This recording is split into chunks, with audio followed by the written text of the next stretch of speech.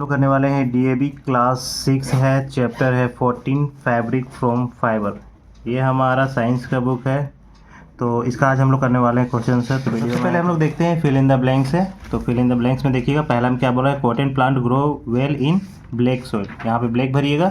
Second में देखिएगा, second में क्या बोल रहा है, सेकेंड बोल रहा है cotton is obtain from the fruits, यहाँ फ्रूट्स भरिएगा of the cotton plant called, जिसे हम लोग बॉल्स बोलते हैं, ठीक है। थर्ड में है the body coat of sheep is called the fleece, इसे क्या बोलते हैं, फ्लीस बोलते हैं। और नंबर 4 में है wool is obtain from the body coat of the animals like, जैसे कि कौन कौन सा जानवर है, शीप है, गोट, कैमल, लिख लीजिएगा। और 5 में jute is obtain from bark of jute plant, यानी कि जो छाल होता है ना जूट प्लांट का, उससे निकाला जाता है जूट, ठीक है। मैच देम है फाइबर इंटू थ्रेड, इसको मैच करिएगा आप स्पिनिंग से। थ्रेड इंटू फैब्रिक, इसको मैच करिएगा वेबिंग से। थर्ड को करिएगा आप लोग वन वाला से, डाइंग से। और फोर्थ को कीजिएगा आप लोग प्रिंटिंग से। और लास्ट फिफ्थ है उसको आप लोग फिनिशिंग से करिएगा।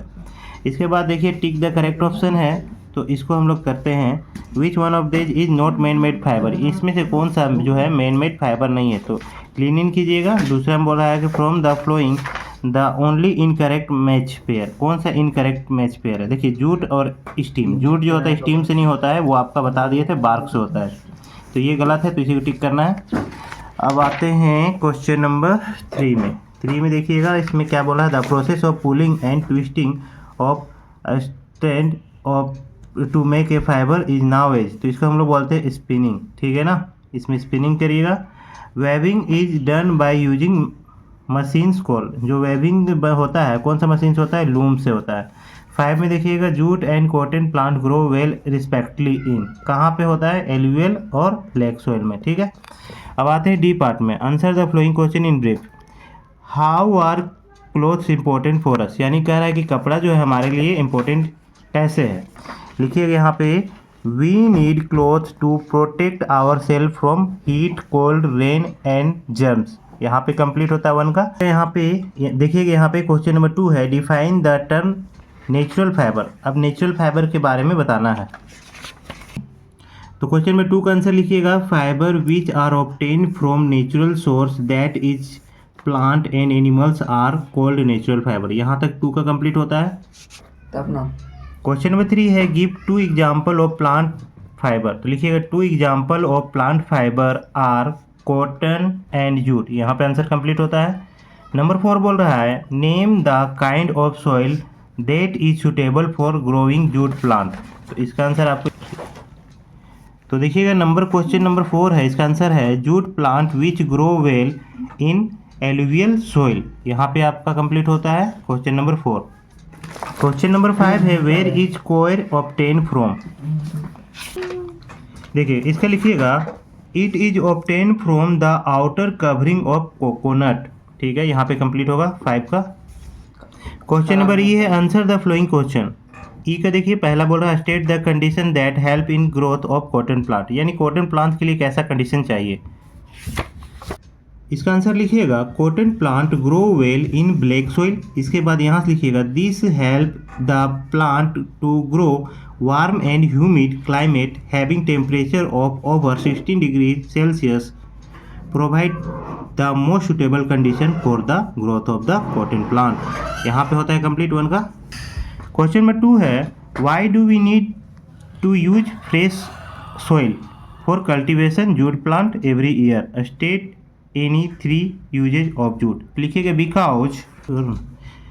Because jute plant use up the fertility of the soil to a large extent, fresh soil is therefore needed every year for the growing jute plant, jute is used for making ropes, gunny bags and carpets, यहाँ पे complete होता है। इसके बाद देखिए question number 3 है, give the difference between spinning and weaving, ठीक है। इसका तो स्पिनिंग का लिखिएगा, fibre are first made into long thread like strand, these are the spun together to form yarn, this process is making yarn from fibre is called spinning. और इसका एक दे दीजिएगा कि example, a simple device for spinning is the charkha. अब weaving के बारे में लिखिएगा, it is the process of making cloth or fabric from yarn. This is done by the weaver, who is a picture of attentiveness and concentration while using his weaving machine.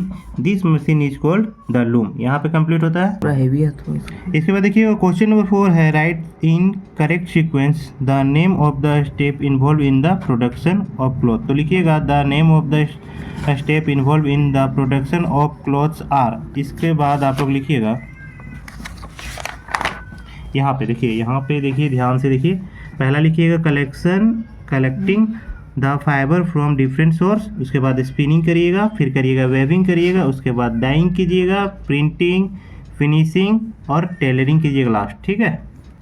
Question number 5 जो हमारा last question है, differentiate between natural and synthetic fibre, state any 3 advantage of synthetic fibre over natural fibre.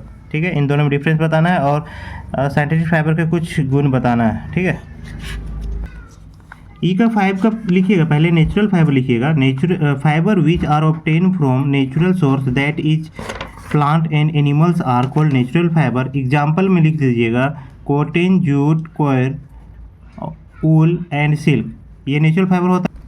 अब हम लोग लिखेंगे synthetic fibre के बारे में। Synthetic fibre are prepared in the factories using appropriate chemicals. They are also called man made fibre. Nylon, terylene and rayon are some example of such synthetic fiber. Synthetic fiber are better than natural fiber in some respect. They are stronger, wrinkle free, have fast color, do not shrink and are not spoiled by moths. ठीक है, मिलते हैं ऐसे video में। जय हिंद, जय भारत।